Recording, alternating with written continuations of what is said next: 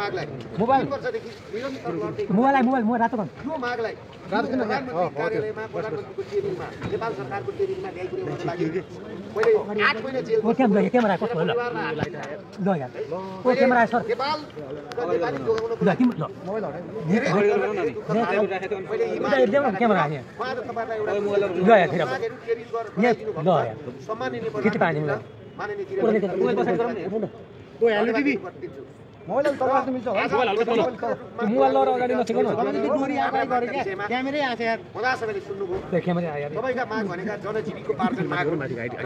यी माग भनेका मैले भने उहाँलाई यी कम्युनिस्टले बोकेर हिँड्ने माग हुन् तर कम्युनिस्टले यिनै मागहरूलाई भर्याङ बनाएर यिनै गरिबहरूका लासमा टेकेर आज अरबौं भनेर मैले यही कुरा राखेँ र प्रधानमन्त्रीज्यूलाई के भने भनेदेखि उहाँले यी विद्यालय यो बुझ्नुपर्छ भन्ने हुनुहुन्थ्यो मैले के भने तपाईँ भनेको एक्जिक्युटिभ पावर एक्सर्साइज गर्ने ठाउँमै हुनुहुन्छ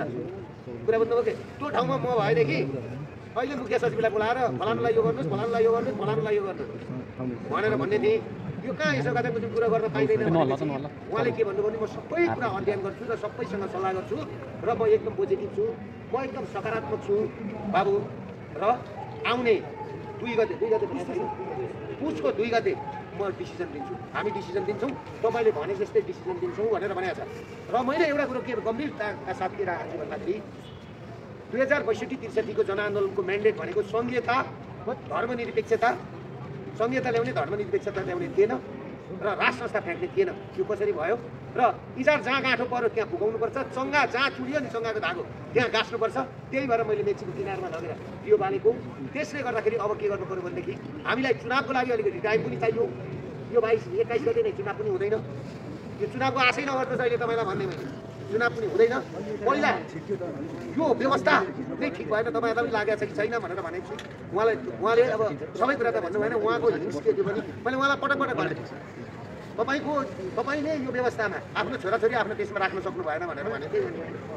र तपाईँ आज नाति खेलाउन पाउनु भएको छैन नातिनी खेलाउन पाउनु भएको छैन नाति र नातिनाको माया हजुरआमा र हजुरबुवाको सँग कति माया हुन्छ त्यसले गर्दाखेरि तपाईँले पनि नाति खेलाउने व्यवस्था ल्याउनको लागि अब